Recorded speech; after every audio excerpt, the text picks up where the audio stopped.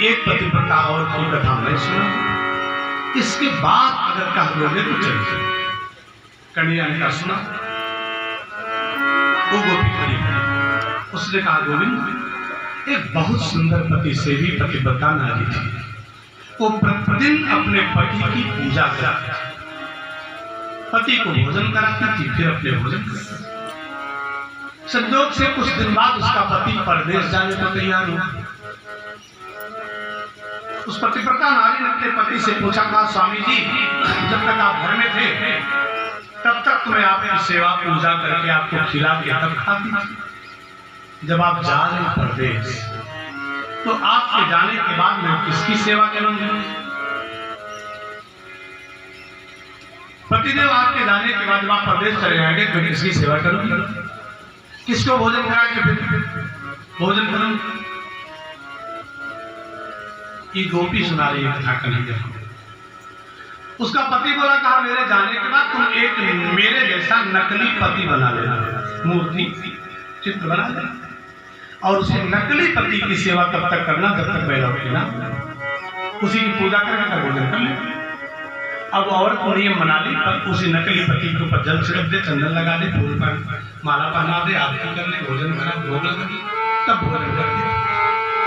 एक साल बाद उसका असली पति आया और दरवाजा खटखटाया बाहर से, अरे खोलो दरवाजा, मैं परदेश से कमा के लौटा हूं। गोपी ने पूछा, कन्हैया जब वो असली पति आया तब ये औरत, पतिव्रता औरत, अपने नकली पति की पूजा शुरू कर चुकी थी, पूरी नहीं हुई, आगे नहीं। अब तुम बताओ गोविंद, जब असली पति मिल गया उसको तो नकली पति की सेवा पूजा करे या फिर असली के लिए दौड़ के जाए दरवाजा पर? कन्हैया ने कहा, मूर्ख हो एकदम क्या? अरे नकली पति की सेवा पूजा तब तक करनी थी जब तक असली नहीं मिला। जब असली आ गया, मिल गया, तब असली की सेवा करना धर्म है। नकली के चक्कर में समय बर्बाद करना बुद्धिमानी नहीं है। गोपी ने कहा, कन्हैया अब भी मुझे कह रहे हो तो वापस चली जाऊं? पूरी सृष्टि के असली पति जगतपति परमात्मा वासुदेव श्री कृष्ण है। जब आप असली पति हमको प्राप्त हो गए हो तो संसार के नकली पति के लिए हमें वापस क्यों भेज रहे हैं? कन्हैया समझ गए, ये असली नकली का अंतर समझ गई है। अब जगत के संबंधों में इनका मन नहीं लगेगा, छोड़ दिया इन्होंने। असली पति को, जो आत्मा का पति है, उसको परमपति परमात्मा है, जगतपति परमात्मा है, उसको जब पहचान गई हो तो फिर चलो रासलीला के लिए तैयार हो जाओ। भगवान जानना चाहते थे रासलीला से पहले अगर संसार के संबंधों में रंच मात्र मन गया तो फिर कन्हैया का सानिध्य नहीं मिल सकता है। अब सुनना बच्चों, ध्यान से बताना, प्रश्न करूंगा। भगवान श्री कृष्ण ने रासलीला शुरू करने से पहले जितनी गोपिकाएं थी उतने कृष्ण अलग से बना के तैयार कर दिया। तो कृष्ण और गोपियों की संख्या बराबर थी कि कम ज्यादा?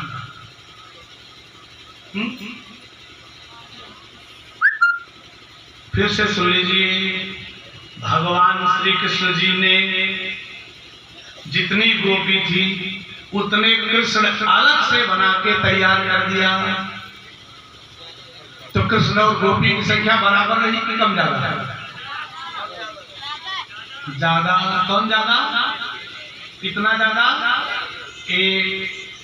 अपनी जिस माया को बुलाए थे उसके सहारे हर गोपी के लिए जिसके मन में जो इच्छा थी उसकी इच्छा के अनुरूप अपना स्वरूप अलग अलग बना के उनकी बाहों में चले गए कन्हैया, अलग अलग रूप। और असली वाले भगवान श्री कृष्ण वो ज्यादा है।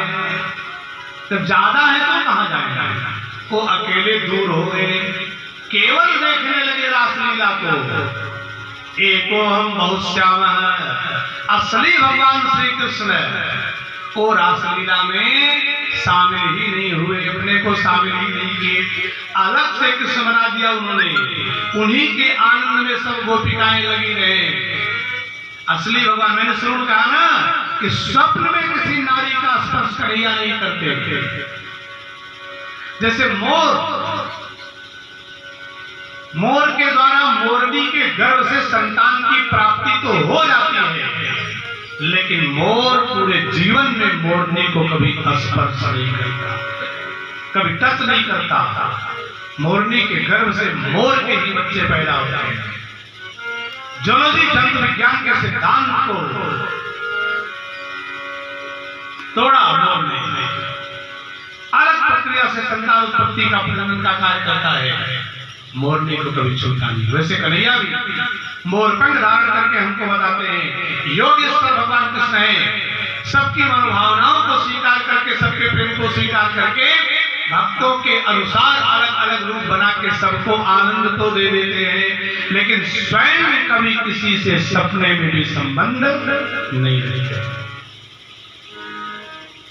रासलीला शुरू हुई, गोपिकाओं को नहीं पता असली श्याम सुंदर अलग है, नकली वाले हमारे साथ हैं। जिसकी जो इच्छा थी, किसी ने सोचा था हम कन्हैया की कलाई पकड़ेंगे, कन्हैया से कन्हैया के हाथ अपनी कमर पकड़वा लूंगी और ऐसे नाचोगी। किसी ने सोचा था नंदलाल के कंधे पर हाथ रखोगी, उससे कहूंगी तुम अपनी कलाई से मेरी कमर पकड़ लो, जमुना के किनारे हम लोग कह लेंगे। किसी ने सोचा था दोनों अपने हाथ के पंजे को पकड़ के ऐसे गोल गोल नाचेंगे। किसी ने सोचा था मिल जाए कन्हैया उसको गोद में उठा के कुछ चूम लूं। किसी ने सोचा था तो उसको कन्हैया गोद में मिल गए। किसी ने सोचा था अगर मुझे वो गोद में उठा लेता तो नाचा, कन्हैया ने उसको गोद में भी उठा लिया। सबके हिसाब से काम करने लगे। ऐसा जब सबके लिए भगवान करने लगे, गोपिकाओं को अपने अपने प्रेम पर अभिमान होने लगा, बड़ा घमंड होने लगा। देखो ना, मैं जैसे जैसे चाह रही हूँ वैसे वैसे ये कर रहा है, मुझसे ज्यादा किसी को नहीं मानता, सबसे ज्यादा मुझे ही मानता है। जब सब गोपिकाओं को यह अभिमान हुआ तो एक पल में भगवान ने क्या किया, एक गोपी की कमर पकड़ी, वो गोपी कन्हैया के कंधे पर हाथ रखी, कन्हैया उसकी कमर को पकड़े और लेकर के जमुना के किनारे कुछ दूर जाने लगे और सब गोपिकाओं के पास से एक पल में अंतर ध्यान हो गए। सबका साथ छोड़ दिए, एक को पकड़ के लेके कुछ दूर जाने लगे। सब गोपिकाओं ने देखा, रोने लगी, ये देखो वो कितना धोखेबाज है, हमें चूम रहा था, मैंने उसको कई बार चूमा, बड़ा स्नेह बड़ा प्यार हुआ, बड़ा खेल खेले हम लोग, लेकिन देखो ना वो जो सबसे सुंदर है उसी को लेके अलग एकांत में जा रहा है। हम लोगों को यही बीच में छोड़ के चला गया, वो गायब हो गया। सब रोने लगी। अच्छा, एक ने कहा रोने धोने से काम नहीं चलेगा, जरा चल के देखो दोनों कहाँ जा रहे हैं। अरे देखे देखे तब तक तो भगवान कृष्ण उस गोपी को लेके और आगे जाके एक झाड़ी के आड़ में मुड़ गए। सबको परेशानी और बढ़ गई। वो आड़ में उसको लेके गए जिसको सबसे